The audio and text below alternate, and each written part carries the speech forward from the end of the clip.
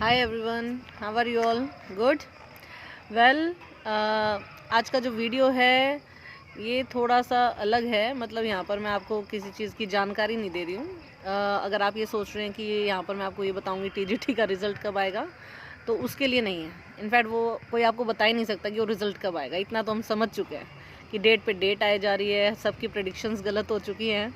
तो ये सिर्फ किसी को ही नहीं पता, ये शायद हरियाणा सरकार को भी नहीं पता कि हम कब रिज़ल्ट निकालेंगे। तो उस बात को हम छोड़ देते हैं। अगर आप उस चीज़ के लिए देख रहे हैं तो आप मत देखिए, ठीक है? ये वीडियो आपके लिए नहीं है। फिर ये वीडियो किस लिए मैंने बनाया है, क्योंकि मुझे ऐसा लगता है कि जो टीजीटी का रिज़ल्ट है इसकी वजह से कई कैंडिडेट्स हैं जो कि बहुत ज़्यादा परेशान हैं, एक डिप्रेसिंग सिचुएशन में हैं। और बस कोशिश है कि इस वीडियो के थ्रू शायद मैं उनको थोड़ा उनके डिप्रेशन से बाहर निकाल सकूं। उसके लिए मैंने ये वीडियो बनाया है। अब देखिए, जो ये कंडीशन है टीजीटी वाली कि रिज़ल्ट निकल नहीं रहा, हम पूरा दिन इतने सारे वीडियोस देखते हैं, सबका मुद्दा एक ही होता है। हमें पता है कि हर वीडियो में वही बात है। अगर आज का ही हम एग्जांपल ले लें, जिस दिन कोर्ट केस रहा ये, तो हमने एक वीडियो से हमें चीज़ समझ में आ जाएगी कि भाई कोई फैसला नहीं आया, डिस्कशन हुई वगैरह, फिर भी हमने उसके लिए 10 वीडियो तो देखे ही देखे होंगे। मैंने भी देखे हैं इसलिए मैं बता रही हूँ कि कोई फ़र्क नहीं पड़ता है, बेसिकली सब में वही बात है। तो मुझे ऐसा लगता है कि अब पहली बात तो हमें ये चीज़ देखनी छोड़ देनी चाहिए, क्योंकि जितना हम उसका वेट करते हैं कि अरे आज डेट थी, एक दिन बाद की डेट है तो उस दिन पक्का रिजल्ट निकलेगा, तो चलो वेट करते हैं। ये वेट करते करते हमारे अंदर इतनी एंग्जाइटी हो चुकी है कि हम फ्रस्ट्रेट हो जाते हैं जिस दिन वो रिजल्ट नहीं आता, और फिर उतना ही ज़्यादा हम डिप्रेस फील करते हैं। राइट, ऐसा ही कुछ है। और ऐसा नहीं है, मैं मेरे साथ भी होता है ये। मैं भी एक टीजीटी एस्पिरेंट ही हूँ, मैंने पेपर दिया हुआ है। अब कहीं आप बोलेंगे कि मैम आप तो केवीएस में लगे हुए हो, आपको क्या टेंशन है, आपके लिए तो बोलना आसान है। पर ऐसा नहीं है फ्रेंड्स, मैंने भी अपने टाइम का स्ट्रगल देखा है। इतनी ये नहीं कि मैंने आज तैयारी की कल मुझे जॉब मिल गई। पूरे 8-9 साल मैंने भी स्ट्रगल फेस किया है। आई नो कि आप किस दौर से गुजर रहे हैं, क्या आप में माइंड में चीज़ें चल रही हैं। बट द थिंग इज़ कि आप उस चीज़ को अपने ऊपर हावी नहीं होने दे रहे हैं। कितना आप उस चीज़ के ऊपर कर रहे हैं अपने आप पे वर्क, ठीक है? कि आप कैसे उस चीज़ को हावी ना होने दें। अब ये जो फेज़ है, ये जो वेटिंग का है, हमारी जॉब नहीं लग रही है, तो ये सारा मैंने फ़ेस किया है। ऐसा कुछ नहीं कि मैंने फ़ेस नहीं किया है। मेरे भी बहुत सारे 2015 में मैं पीजीटी वगैरह, एचटेट, ये सब क्लियर हो गए।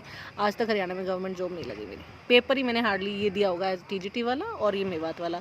और तो मैं चांस भी नहीं मिला मुझे पेपर देने का। 15 वाला भी नहीं मिला बिकॉज मेरा बीएड का रिज़ल्ट लेट था।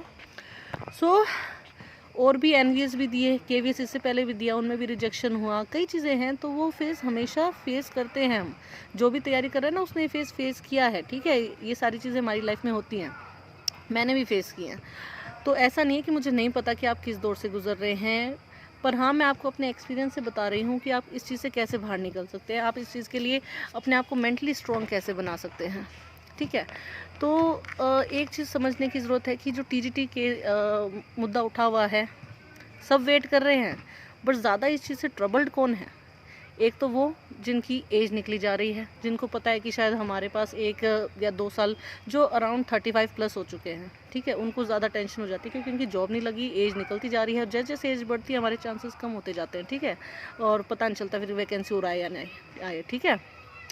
या फिर ये उन लोगों के लिए भी बहुत ज़्यादा ट्रबलसम है जिन्होंने सिर्फ गवर्नमेंट जॉब के ऊपर ही फोकस कर रखा है, जो लाइफ में शायद उनका मकसद सिर्फ गवर्नमेंट जॉब है और वो सिर्फ उसी के पीछे पड़े हुए हैं। वो कोई दूसरा उनका ज़रिया नहीं है उनके पास अर्निंग का शायद, या फिर उन्होंने उसकी तरफ ट्राई नहीं किया, जो प्राइवेट जॉब भी नहीं कर रहे हैं।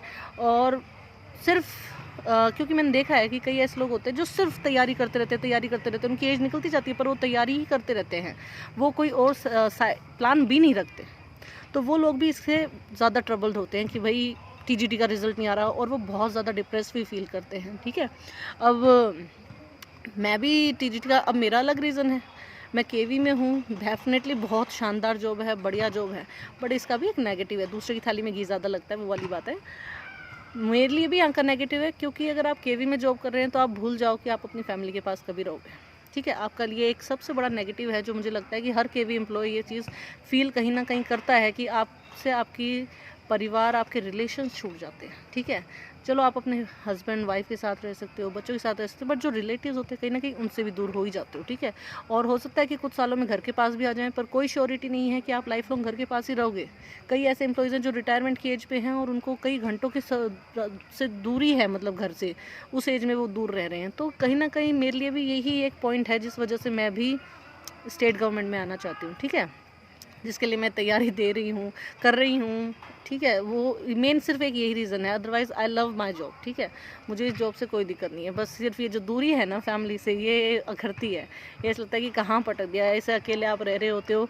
मेरे ख्याल से 80% ऐसे एम्प्लॉय जो दूर रह रहे हैं और अकेले रह रहे हैं, वो कभी ना कभी अकेले में रोए हैं, ठीक है। ये फैक्ट है। दूर से अच्छा लगता है कि मज़े मार रहे हैं, इतनी अच्छी जगह है, स्टेडियम है, मैं अभी जहाँ बैठी हूँ आप देख सकते हैं, पूरा स्टेडियम वगैरह है, बेहतरीन लग रहा होगा आपको। बट इसके कुछ चीज़ें हैं जो आपको नहीं पता, बट जो जॉब कर रहा है वो फेस करता है, ठीक है। तो मेरा मेन पॉइंट है कि अगर आप तैयारी कर रहे हैं गवर्नमेंट जॉब की, तो कुछ चीज़ों का आपको ध्यान रखने की ज़रूरत है कि आप उस नेगेटिविटी वाले फेस में ना आए, ठीक है। कि आप भाई अपनी तैयारी भी करते रहें अपने माइंड पॉजिटिव के साथ, ठीक है। पहली बात, आप सिर्फ एक जगह के फॉर्म्स मत फिल करिए। मान लो कई वो लोग क्या होते हैं कि यार मुझे तो सिर्फ इस पर्टिकुलर स्टेट में ही जॉब चाहिए और कहीं जॉब नहीं चाहिए, तो वो उसी जॉब में वहीं के फॉर्म फिल करता रहता है। अगर आप गवर्नमेंट जॉब के लिए तैयारी कर रहे हैं तो अपना माइंड सेट करके रखें कि शायद ही कोई चांस होगा कि आपको बहुत कम चांस होंगे कि आपको अपने घर के पास जॉब मिल जाए। आप इस चीज़ के लिए मेंटली आपको प्रिपेयर होना पड़ेगा कि आपकी जॉब कहीं भी लग सकती है, ठीक है, ऑल ओवर इंडिया कहीं भी लग सकती है। तो सारे एग्ज़ाम तो उस फील्ड से जिसमें आप तैयारी कर रहे हो, ठीक है। अब जैसे मेरा केस है, मैंने टीचिंग के ही एग्ज़ाम दिए। मैंने मतलब ये IBPS और बैंक और SSC ये सारी चीज़ें नहीं दी, बिकॉज मुझे पता है कि इनका सिलेबस, इनका जो पैटर्न है कम्प्लीटली डिफरेंट है टीचिंग एग्ज़ाम से, ठीक है। तो मैं 10 तरह के एग्ज़ाम्स में नहीं घूमी, बट हाँ जो टीचिंग एग्ज़ाम है वो मैंने सारे दिए, ठीक है। तो आप उस चीज़ के लिए रेडी रहें, सिर्फ एक ही जगह के एग्ज़ाम, एक ही 2 या एग्ज़ाम को पकड़ के मत बैठो। दूसरा, अगर आप गवर्नमेंट जॉब की तैयारी कर रहे हैं, and it's depends on your age factor also. So अगर आप गवर्नमेंट जॉब दे रहे हैं, ठीक है, तो एज बहुत बड़ा इंपॉर्टेंट फैक्टर है। अगर आप 25 हैं, 27 हैं, ये एक ऐसी एज है जहाँ पे आप रिस्क ले सकते हैं। आप सिर्फ अपनी गवर्नमेंट जॉब पर ही फोकस करें, अपनी पढ़ाई पर ही फोकस करें, मैं यही कहूँगी, ठीक है। बट अगर आप 30 के आसपास पहुँच गए हैं, ठीक है, 28, 29, 30 आप पहुँच गए हैं, तो आपके पास एक प्लान भी होना चाहिए, ठीक है। क्योंकि ये एक पर्टिकुलर एक टाइम पीरियड होता है जो आपका स्ट्रगलिंग फेज़ होता है, क्योंकि आप लाइफ लॉन्ग तो स्ट्रगल नहीं कर सकते ना। आप 40 की एज तक भी सिर्फ एक तैयारी करके एग्ज़ाम देते रहो, ये पॉसिबल नहीं है। सर्वाइवल भी करना है, अर्निंग भी करनी है ना, जिम्मेदारियाँ भी होती हैं। तो मेरे ख्याल से मुझे ऐसा लगता है कि इंसान का जो 35, 30 और ये 40, ये सबसे स्ट्रगलिंग फेस होता है, क्योंकि इसमें आप अपना करियर का फोकस बना रहे हो, मेन कि आप किस चीज़ में फील्ड में जाना चाह रहे हो, और एक स्टेबिलिटी करियर में वो लाने की कोशिश कर रहे हो, तो चाहे वो बिज़नेस हो या कोई भी लाइन हो, ठीक है। तो अगर आप 30 के आसपास पहुंच गए हैं, तो मैं आपसे यही कहूँगी कि आप अपनी गवर्नमेंट जॉब की तैयारी करते रहें, बट उसके साथ एक प्लान भी ज़रूर रखें। ज़रूरी थोड़ी कि भाई कोई श्योरिटी आप चाहे 24 घंटे के 20 घंटे पढ़ लो तो भी आप 100% कभी ये नहीं कह सकते कि आपकी गवर्नमेंट जॉब लग जाएगी, ठीक है। तो आपको प्लान भी रखना ज़रूरी है, चाहे वो आपका बिजनेस हो या फिर चाहे कोई प्राइवेट जॉब, या फिर आप अपना कुछ सेल्फ ऑनलाइन वर्क भी कर सकते हैं। बेसिकली आपके पास एक अर्निंग सोर्स होना ज़रूरी है व्हेन जैसे आप 30 के पास पहुंच चुके हैं, 29, 28, 30, ठीक है, तब आपके पास डेफिनेटली एक अर्निंग का सोर्स होना चाहिए, ताकि जब वो आप अर्निंग कर रहे हैं तो उससे आपके माइंड में एक पॉजिटिविटी रहेगी कि हाँ भाई मैं कुछ अर्न कर रहा हूँ, मैं कुछ लायक हूँ। क्योंकि ज़्यादातर नेगेटिविटी या डिप्रेशन उस इंसान के ज़्यादा आता है जो 30+ हो गया है और कुछ अर्न नहीं कर रहा, और उसका मेन फोकस सिर्फ गवर्नमेंट जॉब था।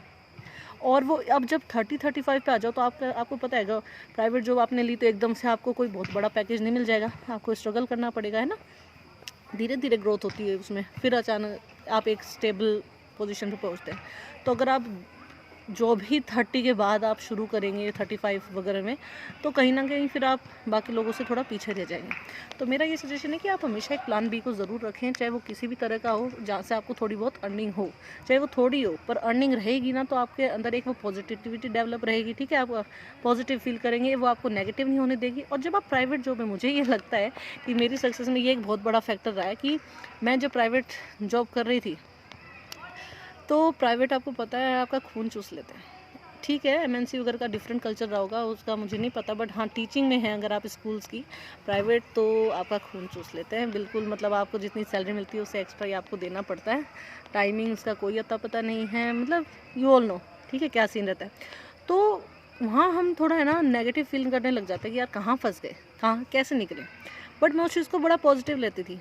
मेरे स्कूल में मैं भी यही था 4-5 बजे, तो मैं रोज़ ये सोचती कि कई बार मेरे माइंड में भी आया कि जॉब छोड़ के सिर्फ तैयारी करते हैं। फिर मैंने कहा अगर मैं जॉब छोड़ दूँगी और सिर्फ तैयारी करूँगी तो हो सकता है मैं 1 महीने तैयारी करूँ, उसके बाद मैं लूज़ पड़ जाऊँगी, आई विल रिलैक्स, मैं तैयारी नहीं करूँगी। बट हाँ, मैं रोज़ स्कूल जाती और जब वो टॉर्चर मुझे फ़ील होता, जब वो प्रेशर मुझे फ़ील होता, जब ये फ़ील होता कि यार you are just like a servant और कुछ नहीं, तो कहीं ना कहीं वो मुझे मोटिवेशन देता कि मुझे यहाँ से बाहर निकलना है, मुझे इस जगह से निकलना है, मुझे इससे बेटर जगह पे पहुँचना है। तो मैं उस नेगेटिविटी को एक पॉजिटिव वे में सोचती थी और फिर उस वे में अपना आगे काम करती थी। वो मतलब एक नेगेटिव होते हुए भी मुझे ऐसा लगता है कि वो कहते हैं ना, कई बार नेगेटिव फैक्टर्स भी आपके लिए पॉजिटिव काम करते हैं। आपके दुश्मन जो होते हैं वो भी आपको एक सही चीज़ दिखाते हैं।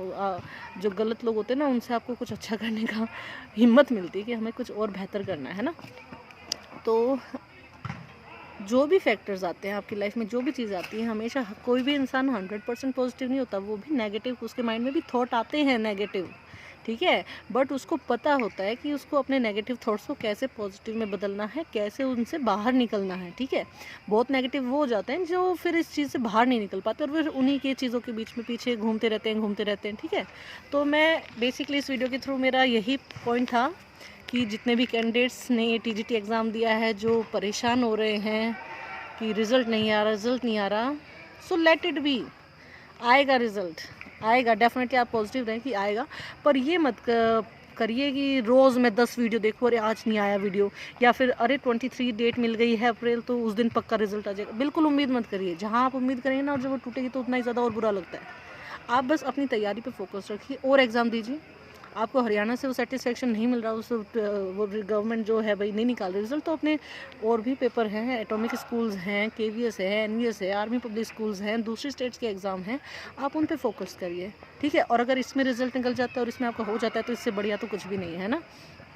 मैं भी वेट कर रही हूँ, ट्रस्ट में मैं भी फ्रस्ट्रेटेड हूँ कि कब रिज़ल्ट निकालेंगे। मैंने सामान भी अभी पूरा नहीं ख़रीदा है, सेटअप में पूरा नहीं हुई हूँ, वेट कर रही हूँ कि कब ये निकाल दें तो फिर मैं अपना यहाँ घर बसा लूँ या नहीं बसाऊँ, समझ में नहीं आ रहा है ठीक है। So just be positive, that's all I want to say, ठीक है। And best of luck, be hopeful, but don't let it be too heavy on yourself, okay. Just be positive, that's all I would like to say. आपको video अच्छा लगा हो तो like and subscribe आप कर सकते हैं, it's completely your choice.